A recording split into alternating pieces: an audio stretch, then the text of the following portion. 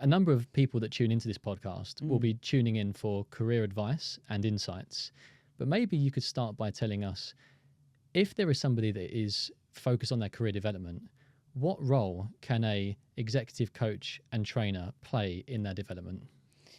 I mean, a huge support for people who are trying to be the best version of themselves. If you think about sport and people who want to be a professional athlete in any chosen field, they wouldn't expect to achieve their career goals if they didn't have a bunch of coaches in their corner. I think everybody needs support. And I think having somebody who can help you uncover your blind spots, help stretch you and challenge you so that you can be the best version of yourself, and sort of maybe pull you back from the brink if you're over indexing, and when you say stay grounded. Would that be things like burnout, for example, you're talking about there? Burnout, anxiety, taking on too much. And people's careers are long. And the more senior you become, well, the bigger your responsibility, the lonelier it gets. And the more voices you might have in your head that you are either aware of or not aware of.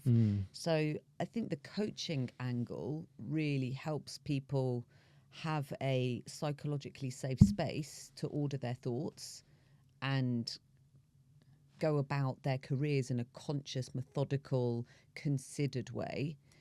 And it's really hard to do that work on. I think it's really hard to do that work on your own. Because we often just sort of turn up to work and then go day by day, deadline after deadline, without maybe taking the time to think about what is it that's going to sort of strategically long-term improve me on a day-to-day perspective or long-term goals perspective. And you said the word loneliness there, which is probably really important, because at the level that I am now, sort of at this age, I feel like I've got a number of people around me who can play that role of the sort of the support function, and it doesn't feel very lonely.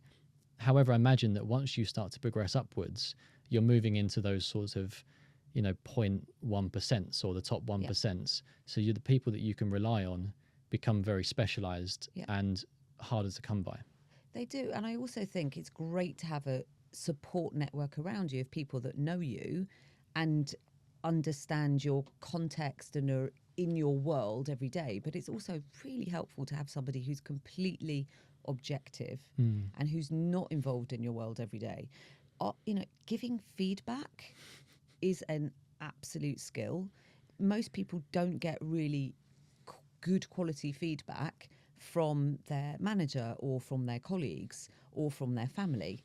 It's all subjective. And to actually have somebody completely objective who is not emotionally involved but only wants the best for you is hugely helpful. So it's good that you feel supported by people around you, but are they provoking and challenging you to be the best version of yourself, or just being nice to you because you're a very nice person, which is genuinely, I think, what can be mistaken for support versus a bit of provocation to help people stretch and grow. So, and then the training part comes into play, because if you keep doing what you've always done or using the same skills that you've always used and expect different results, and everyone is always expected to improve and grow and stretch, but if you're only reliant on what you've always known, then you are, according to Einstein, insane to have the expectation. So something's got to change. Either you need to learn new stuff and tools and techniques, or you need to change your expectations of where you think you can get to. And that people do genuinely find that really challenging. Equally, even if you are skilled at something, in what I notice in business and in organizations and just generally with humans, is humans do everything they can to find the easiest route, the least line of resistance. So what's the easy thing to do? And the easier thing to do is to not prepare, to let other people do their preparation for you. It's a bit like if you run on the road versus running on a treadmill. It's relatively easier to run on the treadmill because it keeps moving. It's still definitely harder than not running at all, but running on a treadmill is not as hard as running outside. Yeah. For for the same reason. So learning new skills and practicing under pressure, and keeping topped up, but also learning helps us grow, helps us develop. So that's where I think the training aspect comes in, which is more formal. So, and does the training, are we talking here about the sort of the reps part of it, where you learn a skill sort of theoretically, you can talk about it, but then the training is the application of it? Yeah, definitely. And the relentless practice of the application, because the training I provide people with, I would call soft skills training, which is inappropriately called soft because there's literally nothing soft about them. Really, the technique, like the hard part is the application, because they're about people and communication and emotions, and it's tricky and messy and complicated, and no situation or scenario will ever be the same. So the reps thing, repeat and repeat till you feel honed. And there is a term called unconsciously competent. Yes, I've heard about this. Where you no longer need to actually think about it. It comes naturally to you. You can't expect to get there from the classroom and the theory to the application. Often people come to workshops that I'm running or my team are running, and they come with this expectation of, like the COVID vaccine, I'm just going to get a shot in my arm as to how to negotiate, and then I'm just going to be absolutely effortlessly world class at it. And it just takes the reps and the reps and the reps and the reps. And it's funny you say this, because I was talking to our CEO just 2 days ago, and he did a town hall. So we have about, I think, between 3,000 and 4,000 staff. And I asked the question, I said, do you think it's any different standing up in front of a stage speaking to 3,500 people, or doing it on a Zoom call now? And he actually said, do you know what? I've been doing this long enough, and I've done enough of those that it doesn't bother me anymore. And I was like, wow, imagine the level that you have to get to where you can confidently say that, whether it's on Zoom or whether it's presenting to a theatre of people, you are no longer bothered about public speaking.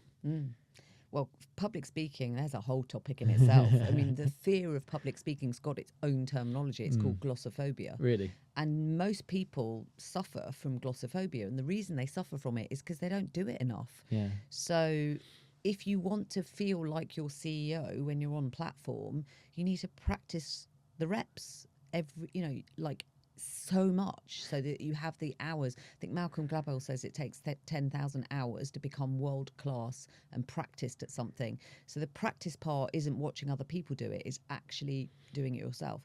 Rafa Nadal retired this week. It was so sad. And he would not expect to have got to where he got to in his career by practicing his serve in the mirror. Yeah. It's like, that's a completely crazy thing to say. Of course he wouldn't. So it's the reps and the practice, and you can't expect to feel effortless at something like presenting to thousands of people if you don't do it very often. Yeah. And it's interesting you talk about the 10,000 hours, because you might expect that with age and experience, just sort of experience in inverted commas, you start to develop those 10,000 hours. But do you find that people maybe assume that it will just come with time, whereas they actually need to sort of consciously focus on these things? If they do want to start working on their 10,000 hours in leadership, for example, it's not just going to happen as you get older, you've seen more things, and therefore you're going to naturally become a better leader. You have to start consciously training for it. You do. And you have to keep increasing the complexity of what you're doing and how tough it is, in order for you to be able to test your skills even further, because otherwise you're in comfort zone. So if you only ever lead a team of 5 people, and then you never do a bigger team and a bigger team and a more complicated team, you can't expect to go from 5 to 500 and feel as confident. So it's the conscious and intentional practicing.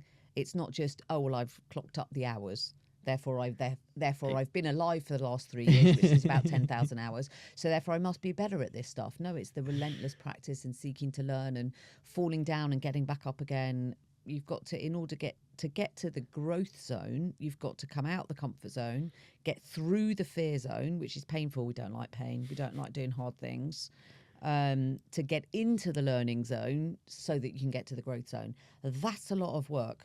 And humans don't like hard work. No, and I think that a lot of people will be listening to this might have that growth mindset, so that they probably resonate with this quite a lot. And I've used podcasts over the years to sort of like get my advice or learn from experts, etc. But Smart what your strategy. it is, and like it's free like leadership coaching, for example. But there is listening to it and going, oh, I heard that on a podcast once, and then there is doing it, and they are two completely different things. So yeah, and probably, well, I can definitely say this, but having somebody that you pay for that is your coach will make you accountable, will make you do it. 100%. And anyone that's been in these sort of like presentation meetings with people before, where you come in and you have to do role play to each other, you realize how awkward it is when you first do it. But then you also realize how good you feel afterwards. And nobody goes into that role play exercise going, oh, I'm really excited to do this. It's cringy, it's horrible. But everyone's grateful when they come out the other side of it. And they mostly say, oh, I wish we'd had more time to practice. Really, yeah. It's really interesting, but they hate it. But that's the fear. That's the fear zone, though, isn't it? It's the fear of doing it wrong. It's the fear of being judged by other people in the room, and showing vulnerability and weakness is such a strength, but it's not easy to do.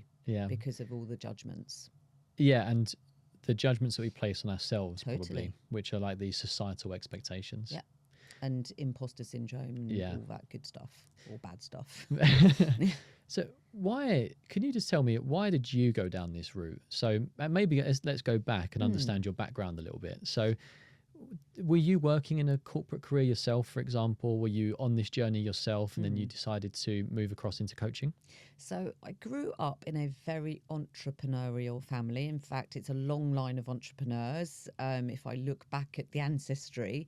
So I always had entrepreneurial spirit in my blood, but I was born in the 70s, grew up in the 70s and the 80s. There was a big thing about girls going into science. So I just followed the herd and went to university and did a chemistry degree, and then quickly found out that being in a lab all by myself really wasn't for me. So that was kind of one track going on. And the other track was this entrepreneurial world that I'd grown up in, and I was sent out to earn my pocket money at a very early age. And I learnt the hard graft of stacking shelves in a freezing cold cash and carry. I quite enjoyed it. I quite enjoyed sitting on the checkouts and playing shops. And I got to experience what it looked like to be a representative for big consumer goods organisations who used to come and sell their wares to my father. And I just thought, oh, I really like the look of that, and they all drive nice cars, and it just really, for some reason, connected and appealed to me. So there I was doing a chemistry university degree, thinking, this isn't for me. But you know what? It stretched my technical brain, so it wasn't worthless to me. Don't test me on the periodic table, please. If you don't use it, you lose it. And I decided to go into the leadership management space and went. I mean, I like to stretch myself, so I thought, I'll go and work for one of the biggest blue chip companies in the UK. So I worked for Unilever. Not easy to get into. Think apprentice style recruitment. All of the big companies back in the 80s did recruitment in that way, jump through these hoops, those hoops, and the other hoops, and we'll have 25 people watching you do it. And you have like no clue what they're looking for.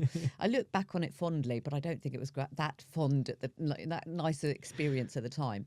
So my career in Unilever and other subsequent blue chip organisations was fabulous, amazing learning, got to manage major customer relationships, got a flavour of business in a very, I would say, nurtured and supported way. So I was managing huge multi-million-pound customer accounts at a very, very young age, thinking I knew everything, but the reality is I actually knew nothing.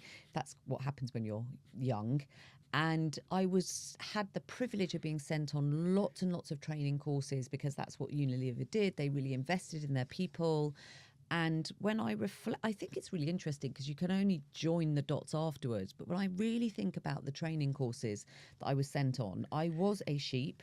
I was sheep dipped on these training courses. We were trained, and we were really privileged to be invested in, but we were trained by, when I reflect back on the experience, either really clever theorists who were from the Oxbridges and the Harvards, like amazing theoretical professors of management and leadership and marketing and sales, etc. Or we were trained by what I would call explainers who had been there and done that and got the t-shirt, and they frankly told you what they did. And I'm going, you've never sat in front of a customer, and you are going to tell me what you did, but I'm not you. So that doesn't really work for me. So I struggled, and I found it all these really hard to put these frameworks and this theory into practice because it just didn't feel right.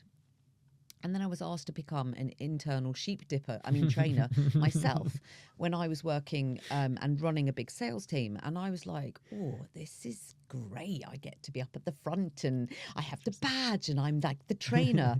And I absolutely loved it. I had no clue what I was doing, but I thought I knew what I was doing. And I absolutely loved the idea of training, and it gave me a flavour of starting to help, because as a leader and a manager of people, you're trying to set them up for success so they can be doing the best that they can be doing. So I was sort of almost by stealth being introduced to the idea of helping people by being a manager. Then I was asked to be a trainer, and I loved it. And then I had my second child, and I was looking up and I was going, upwards looks like more of the same and more responsibility. How am I going to be the sort of mum I want to be, and also the sort of sales director I want to be? And I couldn't square that circle. And then I'm like, well, I really enjoy the training thing. Maybe I should back myself and do that instead for a career, thinking it might be more family friendly. Yeah, note to self. Anyway, so I decided to give it a go. I thought, what's the worst that can happen? I think happiness is loving what you do and who you do it with. So I thought, well, I enjoy this. Let's give it a go. So I freelanced for many years. Now, interestingly, on the other side of the fence. So having felt sheep dipped, I was now providing sheep dip training to others. And I had realised over the years I was getting frustrated with how this career choice was going, and I felt like I was shortchanging the people coming on the workshops, and I felt that I was working alongside uninspirational people who weren't stretching or growing me. So I think in life you can either accept your reality, and I think you have to accept it and quit bitching and moaning about it, or you need to do something about it. So I decided to do something about it and retrain as a coach. And that's how I found myself in this position. I was like, right, I'm going to retrain as a coach, and I'm going to put my spin on how I think training should be done. And that's why I set up my business, Diadem. And do you think that process was made easier for you because you came from an entrepreneurial family, or was it more of it was a natural course that you had gone through personally in your life, and that's the logical next step?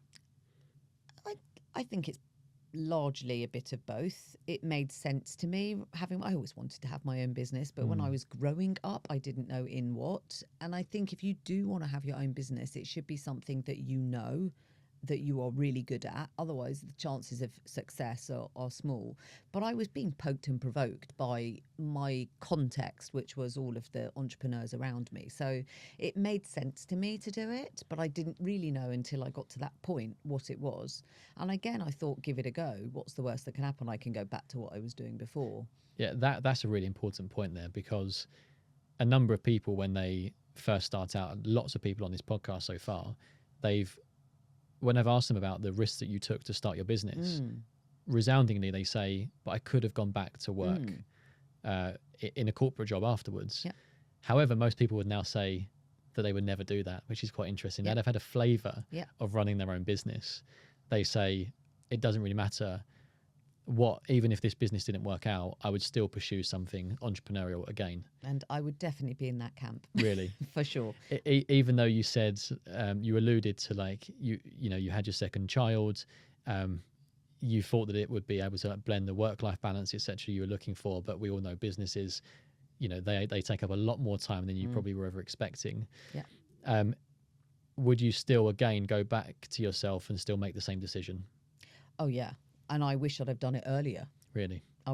Absolutely, because I should be doing this. This is what I'm supposed to be doing, and I really enjoy it. I get so much energy from it and fulfillment, and it feels very vocational, helping people. So it is, and it's been a successful business and I employ other people, so they also get the benefit. So it's it's like, how did I get into this? That's the story, and it's how it unfolded. But I'm not sure if I'd planned it that way, it would have happened. It wasn't a plan. It's iteratively came to pass, and now I reflect back, and it's like, of course, it made complete sense. And I wouldn't be. I sort of think I went into setting up the business thinking it would be a whole heap easier than it was. Do not be fooled. Setting up your own business, being successful, is a whole heap more responsibility, and that the weight of responsibility is huge. Particularly when you employ staff as well. Absolutely. And COVID really brought that home. Particularly when the buck stops with you, and you're constantly, go back to the treadmill. You are the engine on the treadmill, and if you kind of switch off for the day, then everyone falls off the back. So, and until you've felt it, you don't really know how it feels. Yeah, but one thing that's interesting about you, and we were talking about this beforehand, is that many entrepreneurs look to start a business and scale it, and they almost go into more of like a leadership position within that business. But you are still at the coalface of the business. You love still doing your job. Yeah. So you, despite employing staff, you are still also a coach and a trainer at the same time as well. That's right. I love it. I love helping people. And the business did get a lot bigger, and the bigger it got, the less This is of fascinating. the work. I set the business up to be a practitioner. I set it up to be a practitioner. I didn't set it up to scale it and sell it and make loads of money. I set it up to, this is what I do, and I've made a successful business out of it. Yeah. So it depends on what people want. There's no right or wrong way. It depends on what you want, and that's what I want. And I still love doing it. And there's life in the old girl yet.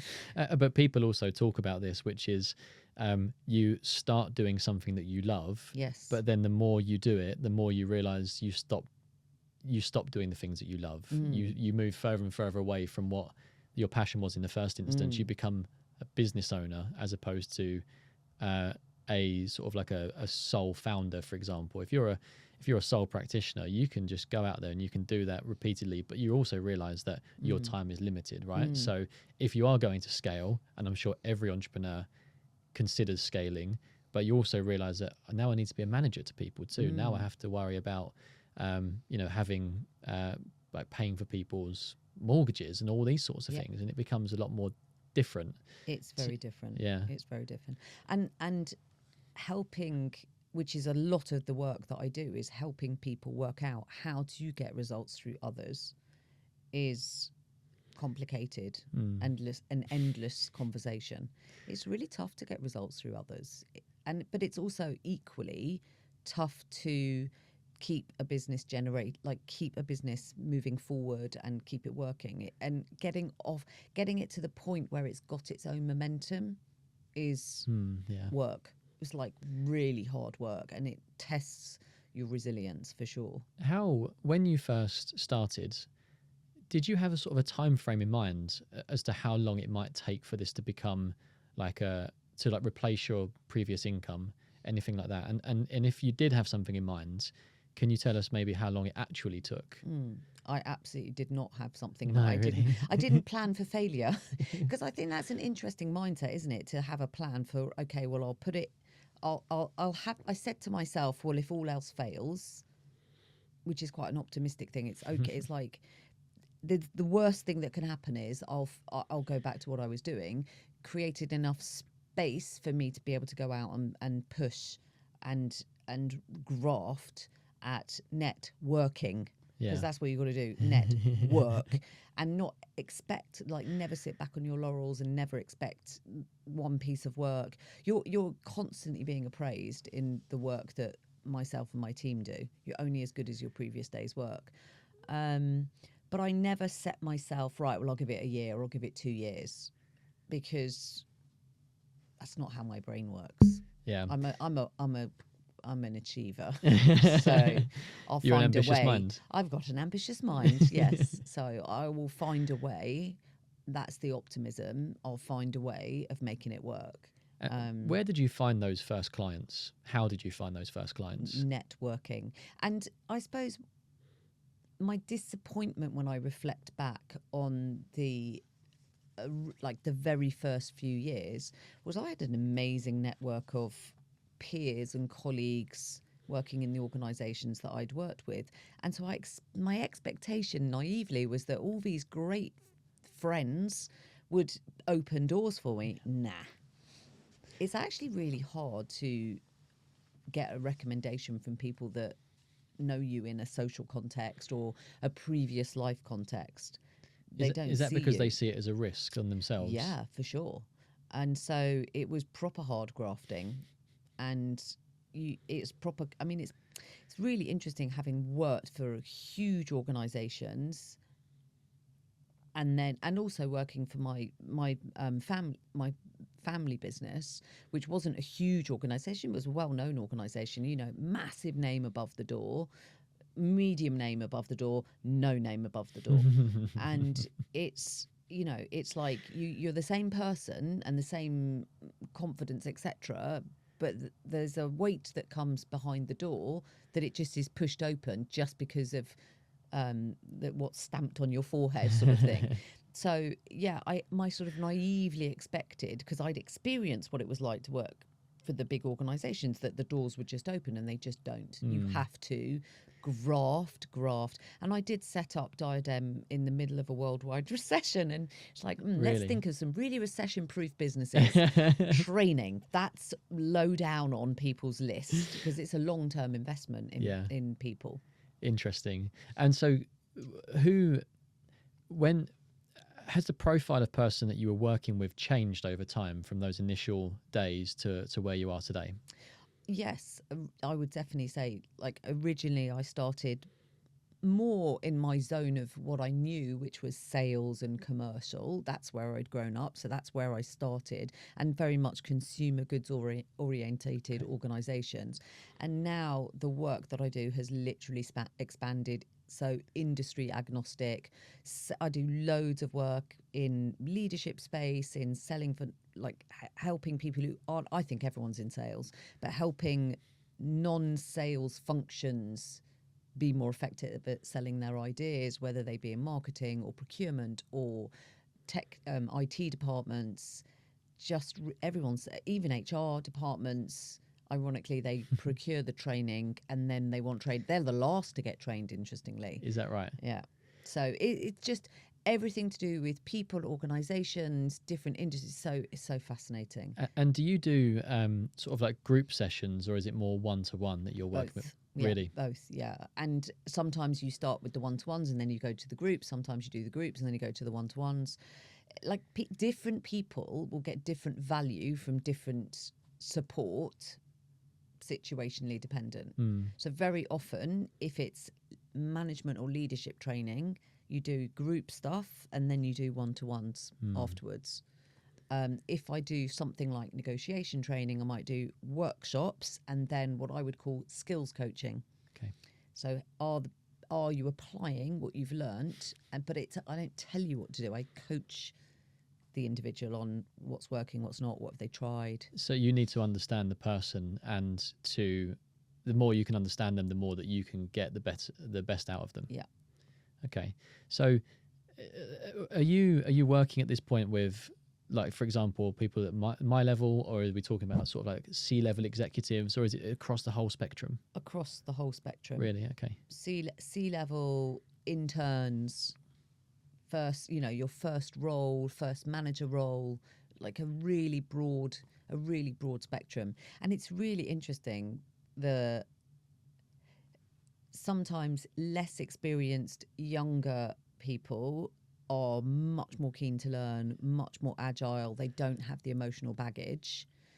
More experienced people almost fall into two camps. They're either, why have I been sent here? More closed mindset.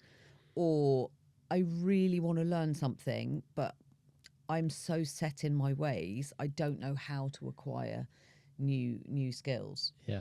So let's focus on the first profile, which is like the young person, very enthusiastic about coming onto a leadership executive coaching training session. What would be the first things what do you do first of all? Do you try to identify areas of improvement? Do people come to you with areas they're looking to improve? How does it usually work when you sit down with somebody? So whether it's with an individual or with the group, what you've got to try and understand, growth starts with understanding where you're at personally. So sometimes people know consciously what they need to work on, but they might not know why. So you might need to explore, well, what causes that to be the thing that you need to work on? Or you have to explore their reality to help them articulate what they need to work on. But it has to start with the needs that they have, whether they be needs they know or needs they don't know. Not everybody knows what they need. Very often people will say, right, we need training on this. But the reality is it's nothing to do with that. But it's almost like that's the impact and the cause, because the symptom is over here. Okay. So it's really fascinating. And There's literally no right or wrong answer. So there's no point me asking like what are common traits that you see in successful like, leaders, for example. There's definitely a point in asking that, because what I think differentiates the more senior, like really successful more senior, is what I would term emotional intelligence, which is to do with their ability to be vulnerable themselves, be authentically themselves, be able to withstand pressure, be brilliant communicators, straightforward, really listen, to be agile, to be a catalyst for change, to be able to find the opportunities and growth, to manage the mood effectively, to be passionate, to have fire in their belly. Like all of that is stooped in emotional intelligence and an emotional understanding of their own feelings and others' feelings, and be effective communicators, right? Those are, if people have a higher quotient of that stuff, and they are competent and they understand the what, they fly.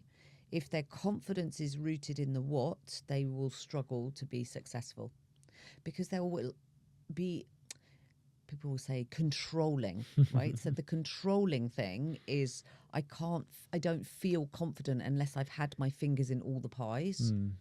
So, and that's what causes them burnout.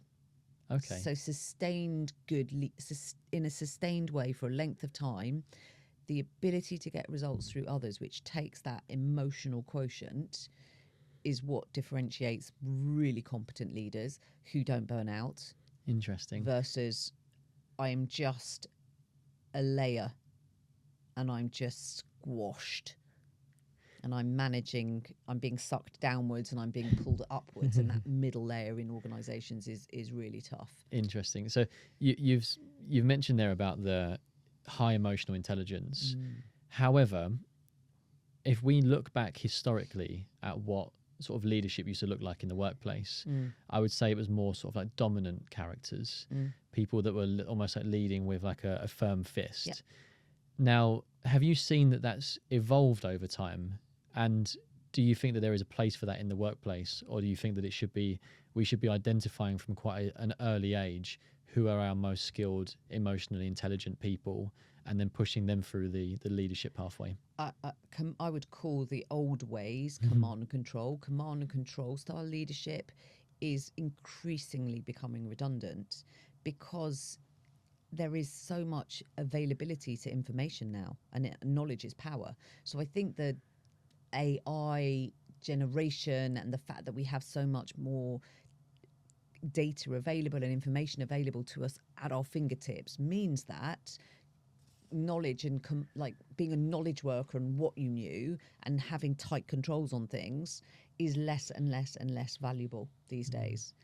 And it's not like you can not know anything. You've of course got to be competent, but the other stuff is disproportionately important. And I think being able to access emotional intelligence is going to just become increasingly important. And it's not trained, it's not really talked about at school. It's not talked about at university.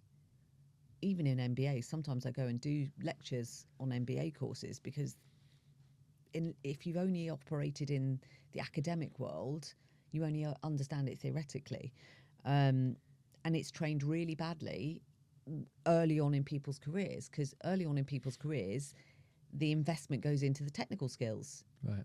which makes sense to a point, but there should be disproportionate emphasis on supporting and training communication, confidence, listening, feedback, being able to be mentally balanced and having good work-life balance and all of that good stuff. Is emotional intelligence just a general term for those things that you're describing there? Or because I've always interpreted emotional intelligence as something that's like more inherent. It's something that you're born with or not. Is it something that can be trained over time? We're not born with it. It doesn't really develop until we're in our latter teen years, early 20s. It doesn't properly start to develop levels of EQ. But everyone will have an innate level of EQ. It's just that people's levels are higher or lower. But if you really understand it and think about it as a skill and a muscle, and you break it into bite-sized chunks, a bit like you have to with your muscles, you have to access different muscles to be successful in the gym, or in sport. In the same way, if you break down the elements of emotional intelligence and really focus and develop those muscles so that you can help with the knowledge stuff, that's how you can increase your levels of emotional intelligence and your quotient and your skill and ability of getting results through others and yourself. Are there any sort of like subsectors that people should be focusing heavily on if they do want to develop themselves from an emotional intelligence perspective to become better leaders? You can cluster emotional intelligence into 3 categories, really. So you can understand yourself on a deeper level. You can understand others and how to interact with them on a deeper level. And you can understand your perspective and your horizon, how you see the world and how you deal with ambiguity. But the starting point is awareness.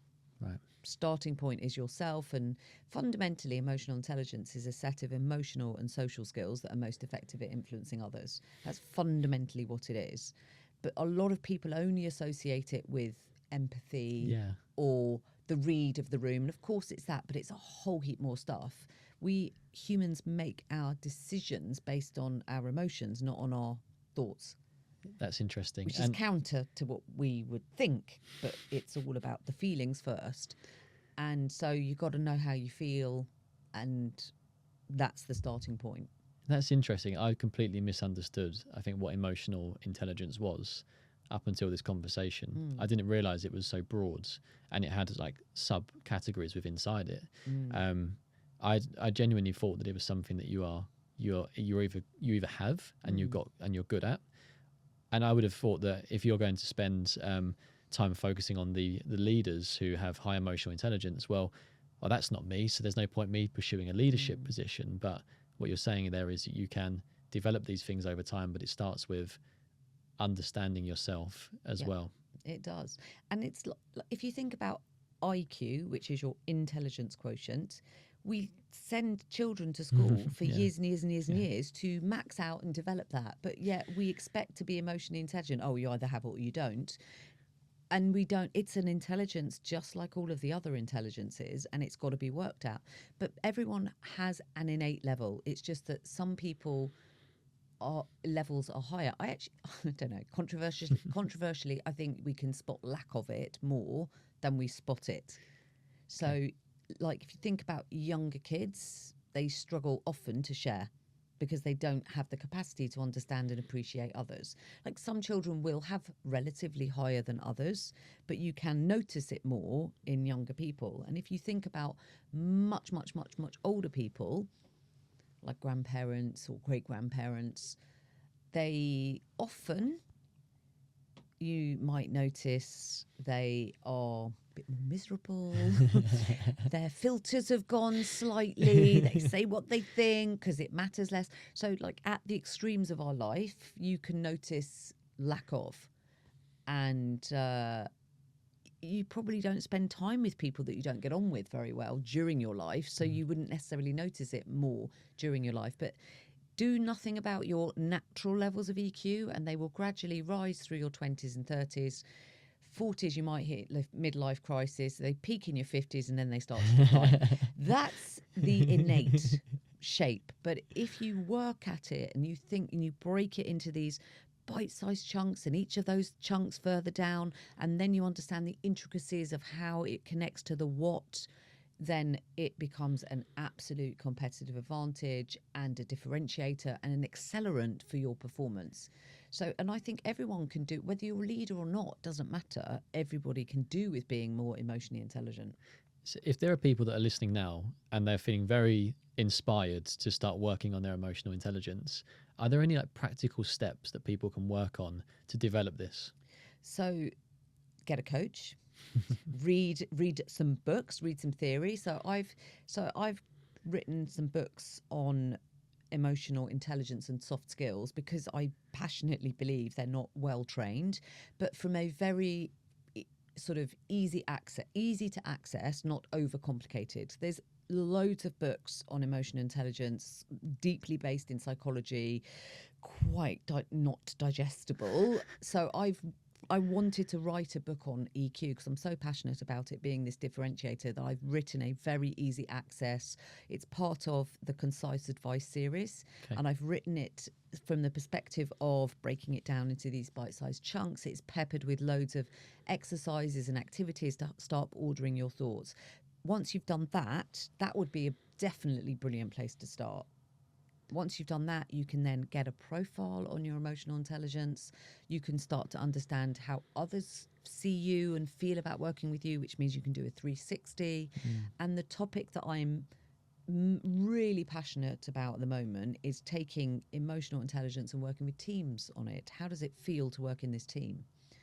Because often organizations have to collaborate and work with a group of managers or a group of leaders who also manage teams underneath them, and that's endlessly complicated, and debunking it is really helpful for people, and having a scale of measurable, what gets measured gets done. So if you can measure it, I think you can help people access it more easily.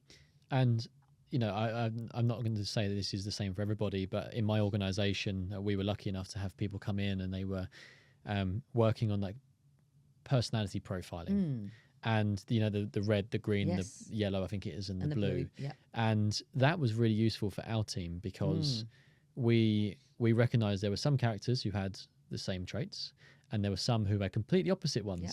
And I remember it was kind of funny that the person, I think my colleague was a red and I was a blue, and those two people don't necessarily see eye to eye, but they don't see the world in the same way. And before I had read my one out and he learned what the blue one was, he was like, God, that one, like analytical, that sounds boring. And I was like, that's me. He was the red. And it was just quite funny how then but the awareness, and you start to understand it afterwards, then you can start, okay, now I can learn how to work with this person better. And actually my next question is actually going to be about managing not just downwards but upwards too. So if there are a number of people in businesses, you know, similar ages to me, and they're like in their early 20s or their early 30s, they are progressing through their career, how important is it for them to start managing upwards as opposed to, we always see leadership as coming downwards? Yeah. I mean, managing, my best advice to people are in that sort of middle layer, right? So you've been promoted and you're now above a team and you're managing a team, but you are reporting into another manager of leaders or leader of leaders. That is like the sandwich. It's very hard to break through that layer. my best advice is think about your manager as your customer.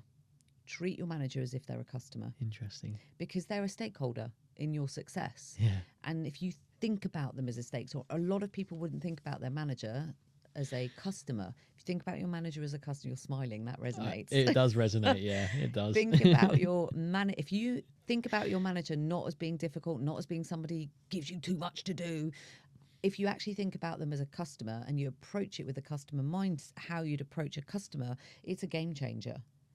Going back to what you said though about when you did the personality profiling, Yeah. even your little description that you gave there of the red style, which is get stuff done, be very straightforward, bulldozing into you and going, oh God, the blues, and the blue is the analytical, detailed orientation. Instead of just steaming straight in, that was a lack of emotional intelligence. Yeah, of course. It would have been more appropriate to have said, oh, I'm interested and curious to understand what your style is, Jay. Let's find the overlap and find how we can work together. But even so it's fabulous to do personality profiling and to help teams understand their preferences, because that's what the colours or disc or insights or Myers-Briggs or something like that gives. But it's character. It's not emotional intelligence. Yeah. And when you can understand the preferences coupled with an understanding of how to approach the conversation, bingo, you've got like an ability to cultivate better relationships. It's very interesting. Better the relationship is, the easier it is to debate, disagree, prioritize, have more complex, difficult conversations if the relationship is there. So it's endlessly fascinating. And then what's interesting about that sort of that red characteristic, that personality type, is that having the level of confidence and being that sort of like bulldozer, coupled with having a high emotional intelligence, is a very dangerous combination. That's someone who can go very, very far if they learn how to, one, they're not afraid to speak up, but two, if they can become like cute enough to be able to deal with situations better, they can succeed in so many different areas. But do you see that those people are able to adapt over time and still learn the emotional intelligence part? Are they willing to? A D-style character can be as emotionally intelligent as a C-style character. So a red style can be equally emotionally intelligent as a blue style, right? And vice versa. It's not one is better than the other. There's no better or worse characteristic or personality preference to have. If somebody who is like valuing what's good about those different traits. So if somebody is a D-style personality, it's not that they're more confident than a C or a red and a blue. It's not they're more confident. That's their way of approaching things. So it might feel to the blue that they're more confident, but they could equally not be confident. They just go first. They just want to be driving forward. So it's not necessarily a confidence thing. It just feels like that way to the blue, as it would to the other, because they're just different. So if you have somebody who is driven and dominant and challenging and results focused, which is what a red personality is, and they are emotionally intelligent, they want the results for the team, they want the best results, they want to make sure that they get closure, that they do things in a really efficient way. And if they understand what's going on for the other person, but they take that into consideration, brilliant stuff can happen. Yeah. So the winning formula is to put the two things together. Of course, yeah. And also that's where teams become super valuable. Yeah. But you've used the word confidence there a few times. How much does confidence play a role in your development and your training? In when I'm doing it, or people's? So the people that you're working with. Well,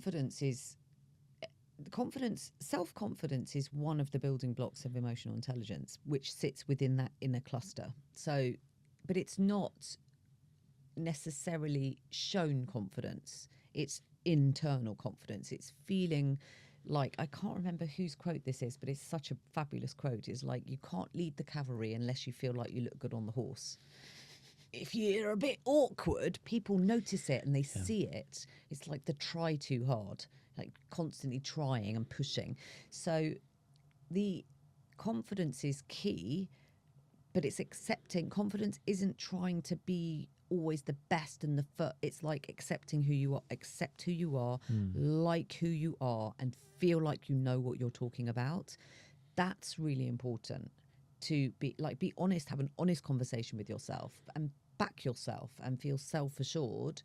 But know that you're not perfect. No one's perfect. You have to accept your flaws, accept what you're good at, understand what you're good at, leverage it, play to your strengths. That's when you can feel complete and confident and assured and balanced. And it's just, I mean, you could put that as the wrapper, you could put other stuff as the wrapper. It's just core. Without it, you're not going to be the best version of yourself. Yeah, and you have to work on building people's self-confidence. Totally. And sometimes you have to help people understand, are they overconfident? Yeah, or are they like, is it inappropriate, misplaced confidence, or to protect something, or is it imposter syndrome and they're self-sabotaging? You know, it's just all of this stuff. And when you have the awareness, you can start to work out when you're triggered. When are you triggered? I'm beating myself up again. I'm putting myself down. I'm holding myself back. Or I can do this. I've done this before. I can do it again. I've done it in this circumstance. How can I use it in this circumstance? All of that is leveraging emotional intelligence. Yeah. I want to talk now about sort of work-life balance and burnout. So I'm assuming that a number of people you've worked with in the past have been at a level where work is sort of all-encompassing. Yeah. If somebody is in the situation where they feel like they have lost their work-life balance and they are heading towards burnout, are there any sort of practical steps that people can take to sort of like try and dial it back and get a handle on it? I mean, there's loads of stuff you can do about. First of all, you have to accept your reality, Sure. which is the self-knowing. The thing is, work-life balance isn't as simple as work and life. You have to break that down and understand. There's a brilliant model called the Wheel of Life. What are all the different facets of your life? And when I coach people on this sort of stuff, like, my view is you get one life. It is not a dress rehearsal. Make the most of it. But if you put all your emotional energy into one aspect of your life, and then you don't allow any time to have fun, you don't allow a social life, you don't have time for your intimate relationships, you don't have time for your career, you don't have time for putting finances away. There's many facets for your health, for your lifestyle, to keep learning and self-developing. All of those things make up the wheel of life, and a balance across all. It's not necessarily time balance across all of those, it's feeling emotionally satisfied with all of those. If you put everything into work and work relationships at the expense of something else, it is understandable that burnout will eventually come. So literally writing down how satisfied or unsatisfied am I with which aspect of those. If you take those 8, which is the one that is, or the one or ones that are being most compromised. And when you talk about satisfaction, just sorry to jump in for a second, but are we talking about the satisfaction that thing gives me, or is it how satisfied I am with how I'm doing it at the moment? It could be both, right? Depends what's working and what's not. But it's like, how fulfilled am I with it? Like, how do I feel like is there any FOMO going on? Fear of missing out? Like, do I think I'm missing out on something? One of those aspects. But at the same point, I would be very grounded with, where am I at in my life? Like, at what stage of my life am I at? Because I definitely, having been a career person and then a working mum, and now I've got much older children, it's very interesting when I reflect back on the different decades of my working life, that your satisfaction and your fulfillment is different in those different decades. It changes. So try and make sure that you're not sort of rose-tinted spectacle looking at what you think you would be more fulfilled with if you had loads of fun going out drinking in your 20s, and that's not realistic anymore. Do you see what I mean? You can't, that wouldn't be necessarily the appropriate depending on the different stages of your life. Yeah. So you have to learn to get like what's an appropriate satisfaction across each of these. What advice would you give to a hypothetical person who has a full-time job and has started a podcast where they have invested a lot of time into it? And I'll be very honest with you that things like the gym, whilst I used to really enjoy going to the gym, I still would enjoy going to the gym if I was going, but I literally don't have the time to, at the moment, have a podcast, which I've committed to weekly, as well as a full-time job, which is a very demanding job. And, this is the ultimate ambitious mind we're talking about here. Yeah. Someone who wants to bring more and more things into their life, but recognizing that something has to give. And what has given so far has been my relationship at home, not being able to invest as much time into my girlfriend, into like the dog and being as present, and also the gym. So there are four key pillars in my life, which are job, now the podcast, family, and exercise. Yeah. And I've lost two of those, I'd say, because I'm focusing solely on the other two. What advice would you give someone who's in that circumstance? Well, I would praise you for your ambition, number one, but let's put that to one side because that's not the issue. My advice would be quality, not quantity. So, and set boundaries for yourself, right? So and make sure that you're getting the satisfaction when you are there, right? Instead of just trying to tick the box and have your mind elsewhere, date night, but do it. You've committed to, you clearly can commit because you've committed to this. So commit to, it might not be date night, but something like that. Like I'm going to do it and do it efficiently. And when I'm there, I'm going to set myself the boundaries and be present. So I think it's about quality, not quantity in all of those settings. And you know what? Humans always find time to do this. They always find time to do things they value. So focus in. If you're going to do stuff, do it on things you enjoy. So don't make it the boring humdrum part of family. Make it the fun bits of the family that you invest in. Do the bits that if you haven't got the resort, like the endless amounts of time to do those things, prioritize and do the things that give you the most value. So if you want to do exercise, be creative and think, what's the most efficient way of me doing exercise? Get a Peloton. I'm laughing because I remember the conversation I had with your husband about training for a marathon. Yeah. Oh no, don't talk to him. He's like over invested in his exercise at the expense of other stuff.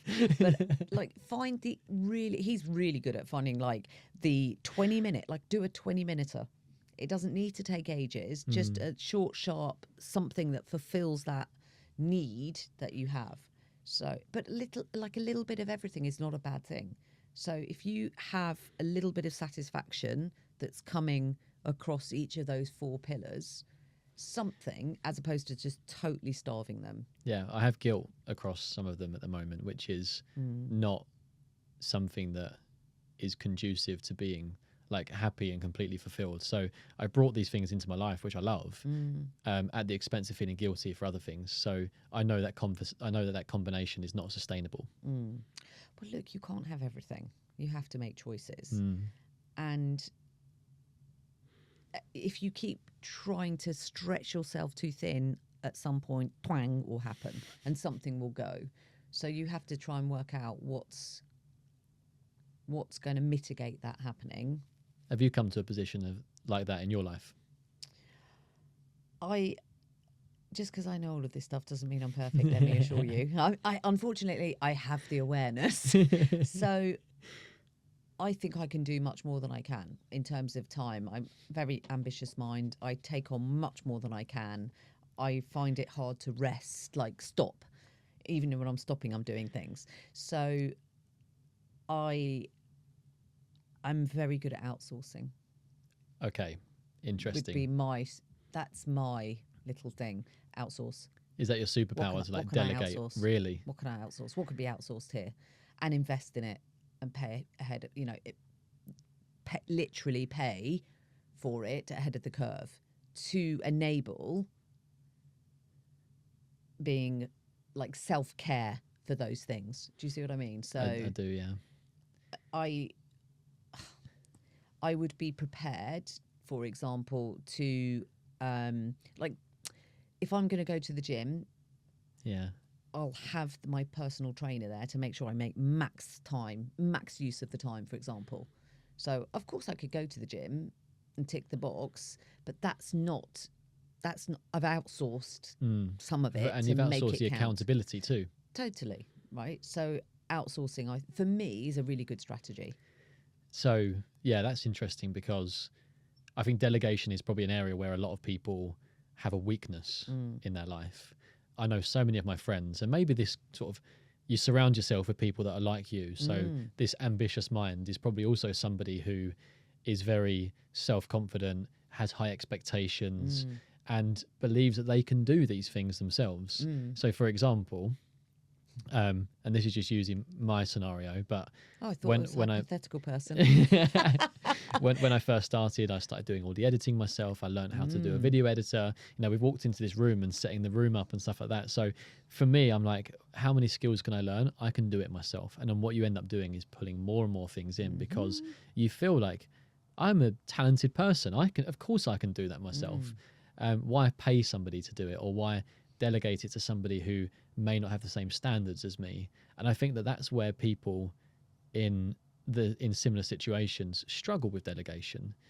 But you're on the other side of this. You've experienced all the benefits of delegation, and now you almost see it as a superpower that I will delegate as much as I can because I realize that can free up my own time to focus on what I want to do.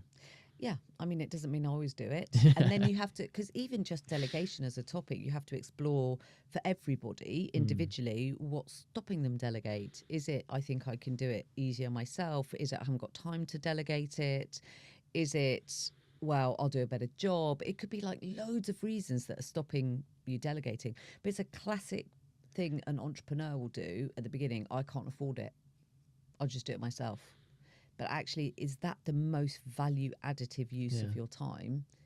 And invest in it to get the return. Invest emotionally, invest actually to get the return on the investment. Yeah, this a guy called Phil Fraser came onto the podcast and he spoke about the £100 an hour jobs, the £500 an hour jobs, and the £1,000 an hour jobs. And if you, as the entrepreneur or the CEO, are doing the £100 an hour jobs, you should be paying somebody who can do that for you. Yep. Your job as an entrepreneur and the CEO is to be doing the £1,000 an hour jobs, going out there and using your skills to bring in new clients, etc. Yeah, absolutely. Outsource. Yeah, exactly. But be prepared to pay for it. Make it work for you. Yeah. We've spoken about the ambitious mind. What are your ambitions, both sort of personally and professionally? I mean, my professional ambitions are to keep doing what I love for as long as I've got energy, but also I'm really consciously thinking about the legacy that I want to leave as I segue out of professional life into retirement. I can't imagine me retired. I don't think it's ever going to happen. So, but I want to create time and space for myself personally to be able to travel the world. I do a lot of travel with my work, but I go to all these places and I'm like, yeah, seeing it now, bye. And I really want to be able to go and enjoy those places properly. So I'm trying to work out how can I make that effortless transition into, well, finding time to do a bit of both, really. But there's still plenty of energy in the old girl yet. So, which place have you been to that you've sort of been there, you've seen a bit of it, you want to go back? oh my gosh. Vancouver. Ooh, nice. I flew to Vancouver I was on the ground for less than 24 hours. You're joking. No, Well, there's I'm no not jet lag joking. at least. Well, that's what I thought, but I was very, very wrong. I've been to Sao Paulo, and I went all that way, and I hardly saw anything. So, it's places like that where I would really. I mean, I went to Sydney for a 4-day workshop. It's just crazy. It's just crazy. So I forced myself with terrible jet lag to do various things, but I'm not there with my husband or my kids, and I want to enjoy traveling to those places without the without the pressure of, oh my God, how am I going to sleep so I can deliver a workshop and be on point. I want to go to these different places all around the world and actually see it and feel it. But then what's really interesting is when you travel as a tourist, you don't necessarily get to really feel the culture. Yeah. So I think, compromise on feeling the culture versus when you travel as a tourist. Because when I travel for work, you get to meet real people who really work in those places, who really live there and who really work there, and you really get the feel for the proper culture instead of the tourist culture. And it's really, it's very interesting. So, but I want to make more time to properly travel and also to give back my skill. That's what how can I give back in my older years, in my greyer years, to society for the benefits that I've had and with my experience. But your career does have longevity, doesn't it? So it's not like you said you're not too sure if you'll ever retire. You probably don't need to. No. Because it's something that you enjoy, and this is a career where, as you become more experienced, you've seen more things, and you can probably deliver even better advice to people. So you could continue doing this for many, many years, but your ambition now is actually to sort of over time scale back the number of days, perhaps, that you're doing it. Maybe we'll sit down in a few more years and see how am I getting on with my challenge. Well, you said you flew out to Vancouver for 24 hours. Does a company or does an individual literally ask you to go and see them?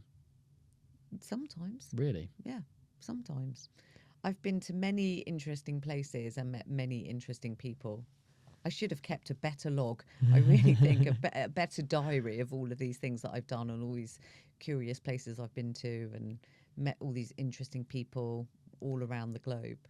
Like, I'm hosting a podcast where I literally want to meet lots of these people, but just from a curious perspective, like point of view, what are there like characteristics in those people that like you've ever looked at and been like, wow, like you're different to other people? Or do you still go back to that baseline, which is you're still a human, you've still got your own challenges, you've not got your shit figured out, for example? The human nature is human nature. I mean, I suppose the people I'm meeting are all business people. They all work in organisations, so it's within that context. I mean, what's so fascinating is through the COVID years, lots of this work was done virtually. All of it at one time was done virtually. And you just did not get that sense. I don't get the same sense versus when I fly to Vancouver. Yeah.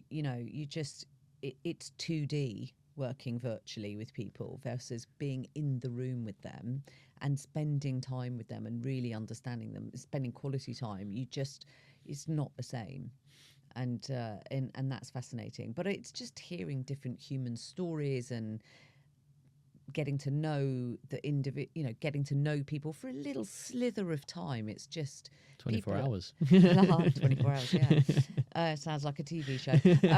So, yeah, it's just really inspiring, actually, learning. I find it endlessly fascinating how from one industry to another that is completely different, people face the same challenges. Of course, yeah. And people often ask me about, how do the colours that we were talking about before play out in different places? You take the cultural norms and then the same behaviours show up. Is really fascinating. Yeah, and I think we're all guilty of putting some people on a pedestal and saying, you know, how is that person so much better than me because they're in that position? But yeah, what you don't realize is that, or what you don't see is that all the challenges that that person has are exactly the same as what you have. Yeah, absolutely. Are there any topics that you're particularly passionate about at the moment? Well, the one I sort of alluded to earlier, the idea of helping. So a lot of organisations and a lot of teams all come together under one leader. So you might have multiple functions under one, and then they all report into one leader. Trying to help that group of people work as a first team, for them to feel like a team instead of them only being focused on their teams below them. That is something that I'm finding really fascinating, and helping those teams perform in a better way, and the sum is greater than the individual parts. And it's like, if you want to go far, go alone. If you want to go fast, go alone. If you want to go far, go together. And trying to help the team go together is something I'm really curious about, and trying to help lots of teams with. Yeah, that's like the team that I work on, we're a very high performing team, but we're all friends, you know, we all have different characteristics, we all pull in the same direction, which is brilliant, and there's a reason why we've been successful over the years. But we could probably also always benefit from some kind of coaching, I'd say, to try to get even, you know, higher performance out of that. Because, you know, what you don't know, you sort of, at this point, you don't know, but then unpacking that box and then realizing how you can use it to your advantage. But certainly our biggest strength is our team, and certainly not the individuals, I think. And it's making sure that the team's leveraging that strength. That's the point I was alluding to there, yeah. And it's so interesting because often, because the team knows each other, they get on individually well, but actually they don't understand what the purpose of that team is and how it could be really leveraged. So that's the topic that is really fascinating me at the moment. Another book on the horizon, maybe? It's really hard to write a book. That old cliche of everyone's got a book in them. Good luck with that. It's really hard to write a book. So I'm not sure. I think 5's a good innings. You've done 5 books? Yeah. Wow. And that's a nice way to conclude the podcast as well. But where can people find you, the books, you know, more information about the company? So you can find the books in all good bookstores. So W.H. Smith's on Amazon. Yeah, that's probably the easiest places to find them. And are they under your name as well? Yes, Nicole Soames. Yeah. And then you can find me on LinkedIn. I often put lots of posts up on LinkedIn, and inspirational quotes and little bits of advice. So that's a good place to find me. Or you can look up diademperformance.com. Okay. Final question before we finish. What does Diadem stand for? A diadem is a crown of diamonds. Ah, okay. So the idea and the story behind Diadem is that I think all the people are the diamonds. They're the assets. And the idea is that as brilliant, the technical term for a diamond polisher is a brilliantier. So myself and my team are the brilliantiers. We polish the diamonds so that they are as valuable as they can be. Wow. And then you have a collection of those in your team, or you do all of our courses and take all of our support, and you're a diadem. So that's the story behind the name. Wow. And did you create that yourself? Yes. Wow. Yeah. That's amazing. I had no idea, and I'm so glad that I asked that question. I was going to ask at the start, and I just wanted to get it out there before the end from a curiosity point of view. But that's it's so funny because often people go, "Oh, I've never heard of a diadem. Does it stand for something?" And it's in Harry Potter, and the Statue of Liberty wears a diadem. Sure, so that's a diadem. It's a Latin name. Miss Congeniality? No. Right. And Nicole, thank you so much for joining me. My pleasure. I've got a lot of notes written down, I can see. which I'll be taking away. So Super. Thank you for having me.